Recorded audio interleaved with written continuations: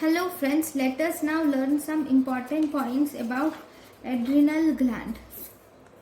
Okay, the adrenal gland the weight of the adrenal gland is around 4 to 6 grams each, and the cells of the adrenal gland are ovoid and they are arranged in clusters or arches arrangement.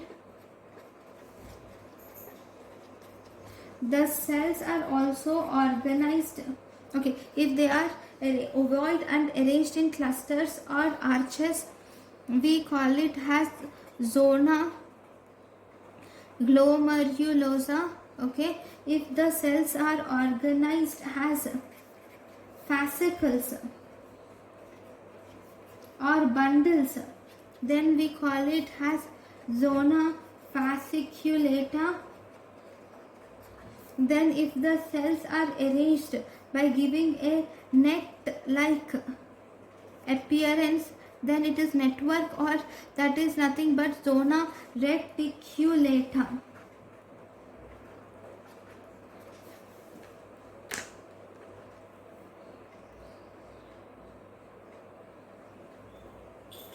Now this zona glomerulosa, if you see, this zona glomerulosa can regenerate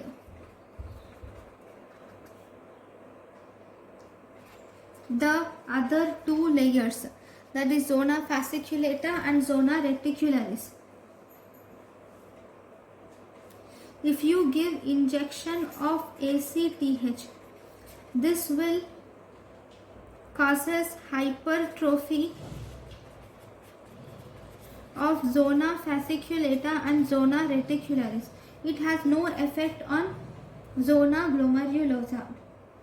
Okay, so if you see I will just write a table. Layer, hormone production,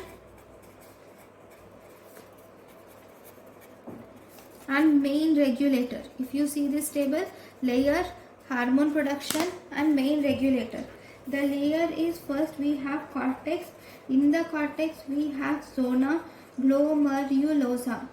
In zona glomerulosa, mineralocorticoids are produced. What are mineralocorticoids? They are aldosterone is the main mineralocorticoid which is produced, and even deoxycortisone is produced. Deoxycortisone. Okay, what is this? This main regulator is angiotensin 2. Okay, then in the cortex, next we have zona reticularis. Okay, the zona, no, not reticularis, fasciculata. Zona fasciculata will produce glucocorticoids and also sex steroids. Okay, glucocorticoids which are produced are, it produces cortisol and it produces corticosterone. Okay, here ACTH is the main regulator of the zona fasciculata. Then the next important one is we have zona reticulata.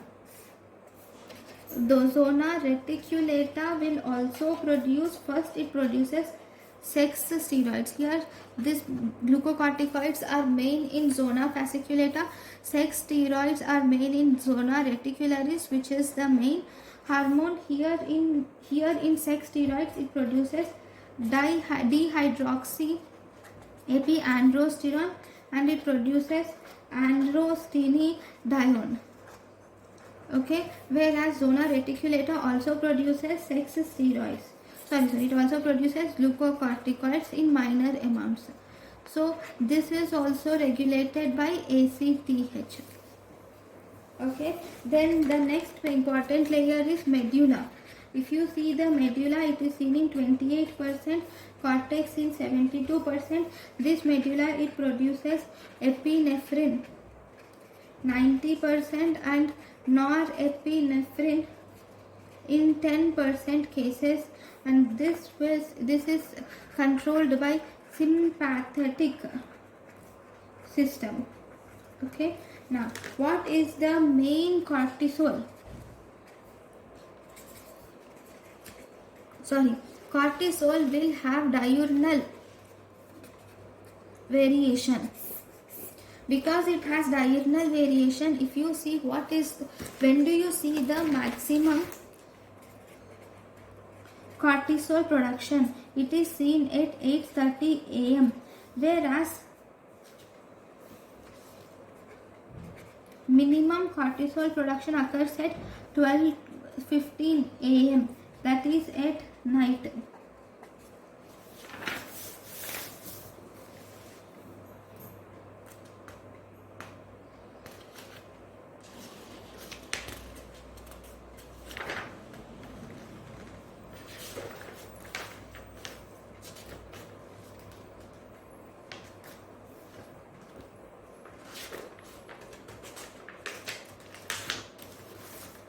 Okay, so let us now learn some important points about pro-opiomelanocortin. Okay, pro-opiomelanocortin. Okay, this pro-opiomelanocortin is CRH, which is produced from anterior pituitary, will produce CRH, which will activate this pro-opiomelanocortin. Okay, this pro-opiomelanocortin is present in pituitary, it is present in hypothyroid, okay, it is present in lungs and GIT. This pro-opiomelanocortin will get converted to pre-pro-opiomelanocortin. From this pre-pro-opiomelanocortin, it will give rise to three things. It gives rise to ACTH, it will give rise to lipotropin beta, and it will also give rise to endorphin, which is nothing but it gives rise to opioids. Okay, now in the lipotropin, if you see, the function of lipotropin beta is not known. The function of lipotropin beta is not known. Now,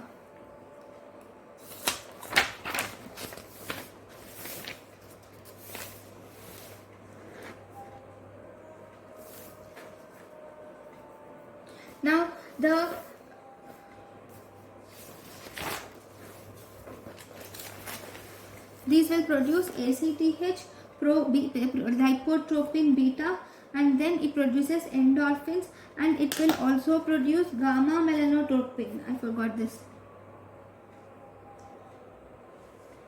It produces gamma MSH, melanocyte stimulating hormone.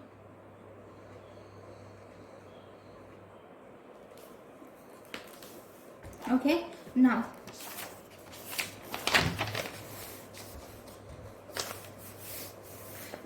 what happens is right, in the pigmentation, for pigmentation on the melanocytes, there is a receptor called as, this is the melanocyte, there will be a receptor which is called as melanocyte receptor. Okay, if you see melanocortin receptor, there is melanocortin receptor which is present on the melanocyte. Okay, this melanocortin receptor is actually divided into 5 types: MCIR, MC2R, MC3R, MC4R, MC5R. Okay, this MC1R, this is actually stimulated by alpha melanocyte stimulating hormone, beta melanocyte stimulating hormone, and gamma melanocyte stimulating hormone, whereas MC2R is stimulated by only ACTH, whereas all these are also stimulated by alpha beta and gamma melanocyte stimulating hormone. Okay, this alpha melanocyte stimulating hormone is absent in humans. Okay, but because of this, ACTH will stimulate this melanocortin 2 receptor. So whenever in conditions where there is increased ACTH, so there is increased melanocyte activation, thus resulting in hyperpigmentation.